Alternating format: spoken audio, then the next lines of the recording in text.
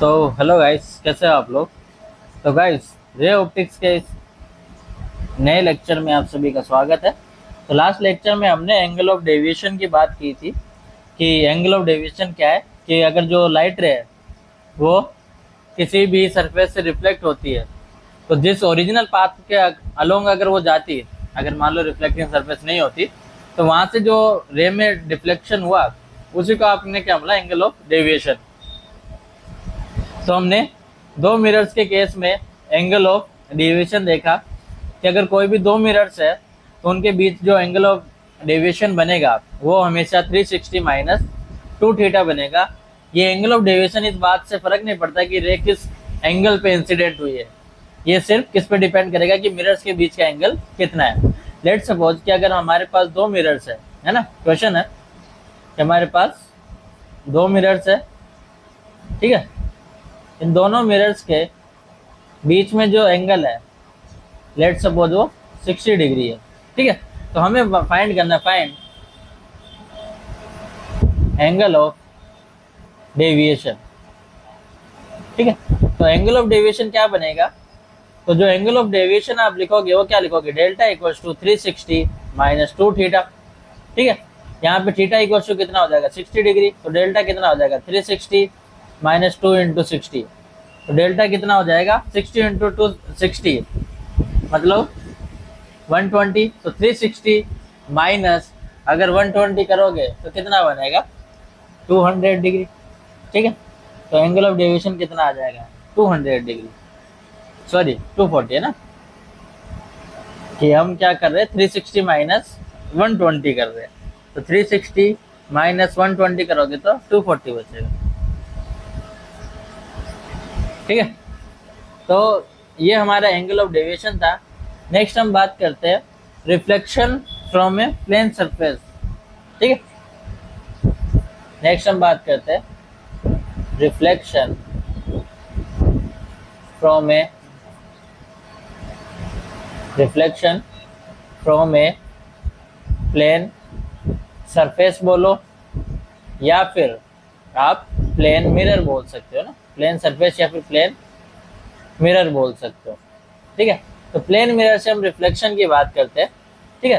तो जब भी हम प्लेन मिरर की बात कर रहे हैं, तो मान लो एक प्लेन मिरर है, यहाँ पे ये इसकी रिफ्लेक्टिंग सरफेस है ना। तो यहाँ पे अगर मैं इसके लिए एक एक्सिस बनाऊं, तो मान लो ये एक एक्सिस है, ठीक है। यहाँ पे कोई भी एक ऑब्जेक्ट रखा हुआ है, पॉइंट ऑब्जेक्ट हो, तो यहाँ से क्या होगा कि लाइट रेज मान लो इधर आई, ठीक है, वो रिफ्लेक्शन के बाद इधर चली जाएगी, है ना, इधर से आई और इधर चली गई। सिमिलरली लाइट रेज इधर आई और रिफ्लेक्शन के बाद इधर चली गई, ठीक है। तो ये लाइट रेज कहीं नहीं मिली, तो इन्हें मिलाने के लिए हमें पीछे की तरफ एक्सटेंड करना पड़ेगा। तो इनको एक्सटेंड करोगे तो देखो ये लाइट रेज यहाँ पे आपको मिलती हुई दिखेगी, ठीक है। इसको थोड़ा सही से बनाते हैं, तो आप इसको थोड़ा सा एक्सटेंड करोगे तो लाइट रेज कुछ यहाँ पे आते हुए मिलेगी आपको, ठीक है। तो यहाँ पे अगर हम बात करें इस डिस्टेंस के बारे में, ठीक है, तो अगर ये डिस्टेंस डी है, ठीक है, अगर ये ऑब्जेक्ट से मिरर तक की डिस्टेंस डी है, तो ये इमेज भी कि ये जो डिस्टेंस आएगी वो भी क्या आएगी, डी ही आएगी, ठीक है। और ये किस केस में है, पॉइंट ऑब्जेक्ट के केस में है। तो यहाँ पे जो इमेज बनी है, जितनी दूर ऑब्जेक्ट था उतनी ही दूर मिलेगी। तो ये इंपॉर्टेंट पॉइंट है कि प्लेन मिरर में जितनी दूर आप ऑब्जेक्ट को रखते हो उतनी ही दूर आपको इमेज देखने को मिलती है, ठीक है। अगर मान लो एक एक्सटेंडेड ऑब्जेक्ट है, ठीक है, ये मान लो प्लेन मिरर, यहाँ पे एक तरफ पॉलिश कर रखी है, ठीक है, और यहाँ पे अगर हम बनाए, ठीक है, तो यहाँ पे मान लो एक ऑब्जेक्ट है, यहाँ पे एक ऑब्जेक्ट है, ठीक है। इस ऑब्जेक्ट के दोनों हिस्सों से लाइट जो है इस मिरर पे गिरेगी। एक तरफ से मान लो लाइट यहाँ से आई और वो इधर चली गई, ठीक है। सिमिलरली इधर से भी लाइट रेज आई और लेट सपोज वो इधर चली गई, ठीक है, लाइट रे इधर चली गई। तो यहाँ पे देखोगे तो ये लाइट रे यहाँ पे मिल नहीं रही, तो ये जो लाइट रे है वो कहाँ पे जाके मिलेगी, देखो यहाँ से अगर मैं एक लाइन बनाऊँ, तो ये लाइन ऐसे कुछ बनेगी, ठीक है। सिमिलरली यहाँ से एक लाइन बनेगी, ठीक है। तो यहाँ पे लाइट रेज जो है वो इधर से आएगी और इधर बनेगी, ये लाइट इधर बनेगी, ये इधर बनेगी। तो यहाँ पे देखो, यहाँ पे जो ये इमेज बनी है, ठीक है, ये जो इमेज बनी है, ये इमेज, ठीक है, ये इमेज है, ये ऑब्जेक्ट है। ये एक्सटेंडेड ऑब्जेक्ट था तो इसकी इमेज भी उतनी ही एक्सटेंडेड बनी है, और जितने डिस्टेंस पे, ठीक है, जितने डिस्टेंस पे ये ऑब्जेक्ट था उतनी ही डिस्टेंस पे ये इमेज बनेगी आपकी। तो ये आपको ध्यान रखना है, ठीक है। तो एक्सटेंडेड ऑब्जेक्ट की एक्सटेंडेड इमेज बनेगी और पॉइंट ऑब्जेक्ट की एक पॉइंट इमेज बनेगी, और साथ में ध्यान रखना है जितने डिस्टेंस पे ऑब्जेक्ट था उतनी ही डिस्टेंस पे आपको क्या बनेगी, इमेज बनेगी, ठीक है। इसमें एक बात ध्यान रखना है हमेशा, ठीक है, कि जो इमेज है वो भले ही उतनी ही दूर बने जितनी दूर ऑब्जेक्ट था, बट वो जो डिस्टेंस होगी वो हमेशा मिरर से परपेंडिकुलर होगी। जैसे मान लो कि अगर ऐसे मिरर है, ठीक है, ये अगर ऐसे मिरर है, यहाँ पे हमने ऑब्जेक्ट रख रखा है, ठीक है। तो ऑब्जेक्ट रख रखा है, तो मान लो कि यहाँ पे कुछ ये जो डिस्टेंस है, ठीक है, ये डिस्टेंस कुछ x है। तो ऐसा नहीं होगा कि यहाँ से x डिस्टेंस से पीछे जाके इमेज बने, ऐसा नहीं, बिल्कुल भी नहीं होगा। यहाँ से हमें क्या करना पड़ेगा, पहले मिरर के एक परपेंडिकुलर लाइन बनानी पड़ेगी। तो परपेंडिकुलर लाइन ये है, ठीक है। तो इमेज जो है, अगर ये परपेंडिकुलर लाइन से डिस्टेंस ये कुछ y है, तो ये y डिस्टेंस पे यहाँ पे आपको एक इमेज देखने को मिलेगी, ठीक है।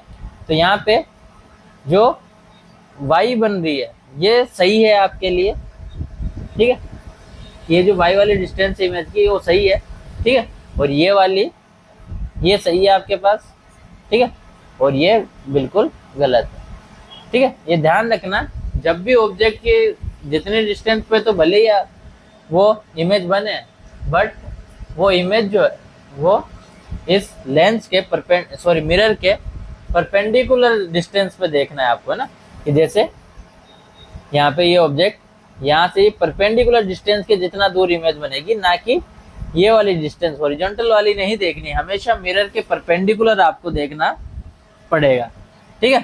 तो ये बात हमेशा आपको ध्यान रखनी है। तो इसको लिख भी सकते हो कि जो परपेंडिकुलर,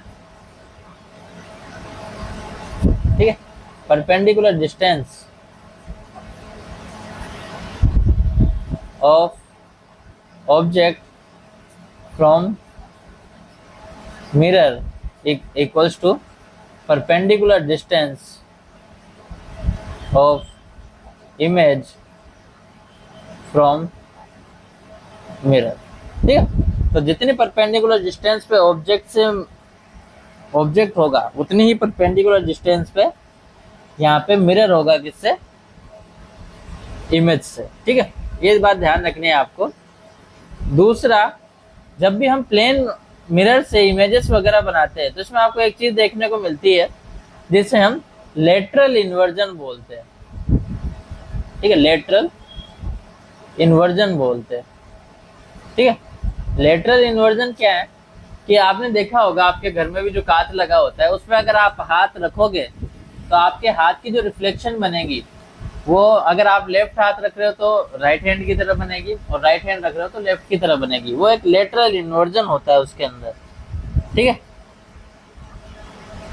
तो लेटरल इन्वर्जन का मतलब यही है कि जैसे कोई भी ऑब्जेक्ट रखोगे तो अगर लेफ्ट में ओरिएंटेड है तो राइट में दिखेगा, राइट में तो लेफ्ट में दिखेगा, ठीक है।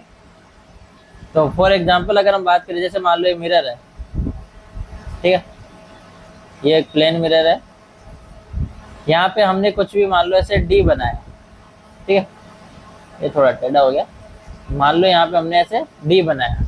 तो देखो पॉइंट्स को ध्यान से देखना कि इन पॉइंट्स की अगर हम इमेज बनाए तो ये जो लाइन है ना, ये जो लाइन है इसकी इमेज यहाँ से जितनी डिस्टेंस है उतनी डिस्टेंस पे यहाँ पे बनेगी।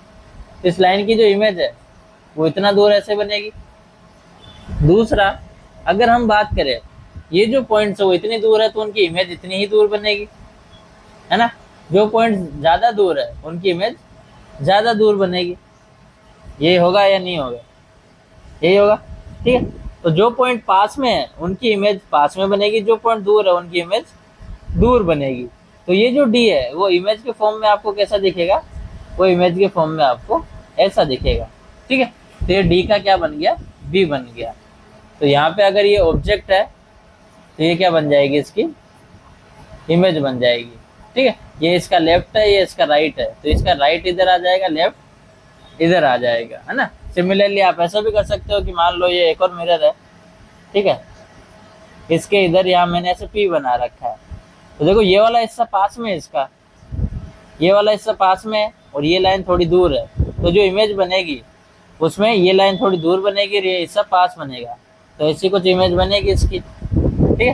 तो इसको बनाते हैं, तो इसकी इमेज कुछ ऐसी आपको देखने को मिलेगी, ठीक है। तो इसका ये अगर लेफ्ट था, ये राइट था, ये राइट इधर आ गया, लेफ्ट इधर आ गया। तो ये जो इमेजेस वगैरह है वो जस्ट यहाँ पे इन्वर्ट हो जा रही है, इसे लेटरल इन्वर्जन बोलते हैं हम, है ना, कि डी का बी दिख रहा है, पी का क्यू दिख रहा है, ठीक है। तो इसमें क्या होता है कि जब भी आप मिरर में देखोगे तो जो हमारा सिस्टम है, जो जानते हो आप राइट हैंडेड सिस्टम होता है हमारे पास, वो भी आपका क्या बन जाता है? लेफ्ट हैंडेड सिस्टम यहाँ पे बन जाता है, ठीक है। तो कभी भी अगर हमें लोकेशन फाइंड करनी है इमेज की, तो for finding the location of an image of point object place in front of mirror we must see the perpendicular distance of the object from the mirror, ठीक है। ये बात हमने अभी थोड़ी देर पहले भी डिस्कस की थी, ठीक है। तो लेटरल इन्वर्जन से रिलेटेड क्वेश्चन आता है, क्लॉक से रिलेटेड, है ना, कि मान लो कि अगर किसी घड़ी में 10 बज रहे हैं तो उसकी अगर प्लेन मिरर में हम इमेज ले तो इमेज में हमें कितने बजते हुए दिखेंगे, ठीक है। उसे हम लेटरल इन्वर्जन का ही एक एग्जांपल बोलते हैं।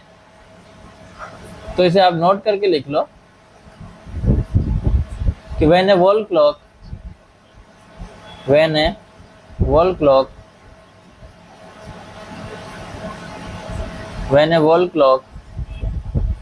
is seen in mirror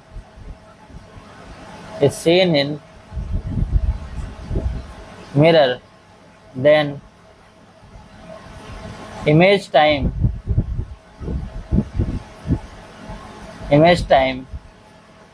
वो आपका क्या हो जाएगा? 11 hour 60 minute minus actual time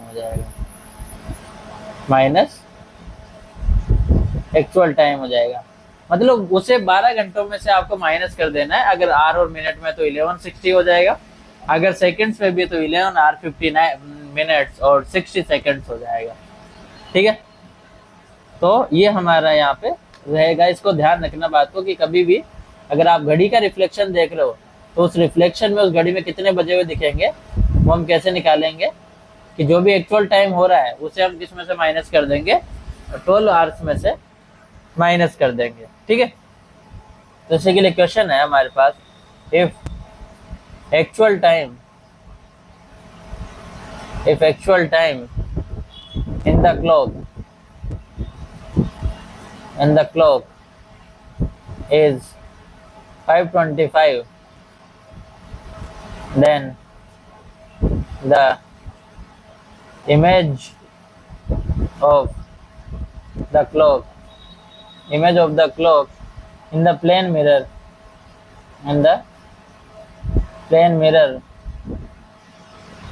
will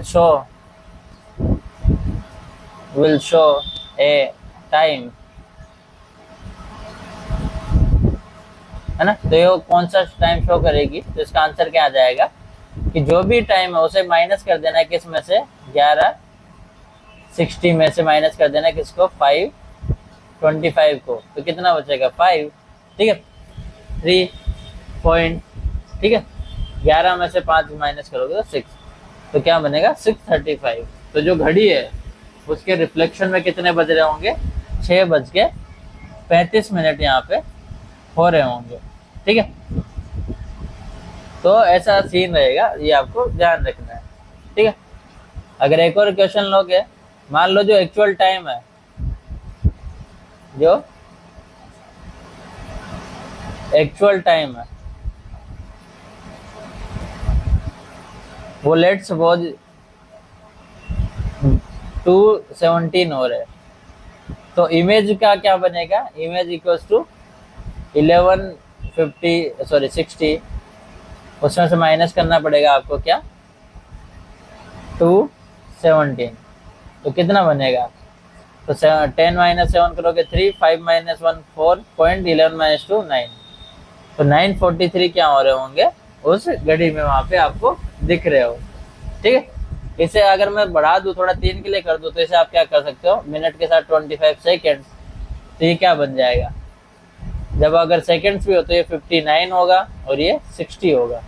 ठीक है, तो ये कितना बनेगा, 2, 17 और 25, ये भी चेंज हो जाएगा आपके पास। 60 - 25 करोगे तो 5, 3 और जिसमें से करोगे 2, 4 और ये 9, तो 9:42 एंड 35 सेकेंड्स आपको मिरर में दिखेगी अगर आप उसे प्लेन मिरर में देख रहे हो। ठीक है, नेक्स्ट क्वेश्चन है हमारा कि if object is an object